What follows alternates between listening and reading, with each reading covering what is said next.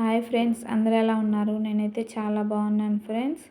ఇవాళ వీడియో వచ్చేసి 3 రకాల దోశలు హోటల్ స్టైల్లో ఆనియన్ దోశ, కారం దోశ, ఎగ్ దోశ ఎట్లా చేసుకోవాలనేది వీడియోలో అయితే నేను చూపించాను ఫ్రెండ్స్. ఒకసారి చూడండి.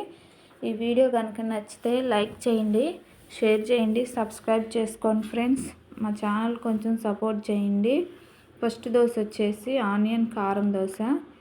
ఆనియన్ కారం దోశ అంటే కారం అనేది నేను మామూలుగా చిన్నులపాయ కారం, నల్ల కారం అయితే వేయలేదు ఫ్రెండ్స్. నేనైతే కొబ్బరి కారం వేసాను. అందుకే అసలు ఆనియన్స్లో ఆ కొబ్బరి కారం చాలా అంటే చాలా టేస్టీగా వచ్చింది. నెక్స్ట్ రెండో దోశ వచ్చేసి ఓన్లీ కారం దోశ. ఇది కూడా కొబ్బరి కారమే ఫ్రెండ్స్. మనకైతే కొబ్బరి కారం హోటల్లో వేస్తారు మామూలుగా చట్నీలోకి, కానీ అదే కారం దోశలు వేసుకొని బాగా తింటే అసలు ఎంత బాగుంటుందంటే. మూడో దోశ వచ్చేసి egg dosa friends. Egg dosa అందరూ ఒక్కో విధంగా చేస్తారు. నేనైతే నా స్టైల్లో నేను చేశాను.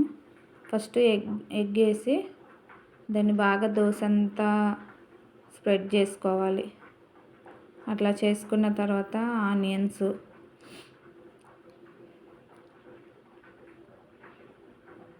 కొంచెం లైట్గా దాని మీద కారం,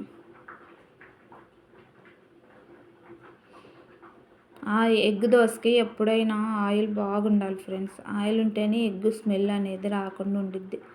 ఆయిల్ ఎప్పుడైనా ఎగ్ దోశ వేసుకున్నప్పుడు ఆయిల్ కొంచెం ఎక్కువగానే వేసుకోండి, మంచిగా ఉంటుంది. నాలుగో దోశ వచ్చేసి ప్లెయిన్ దోశ.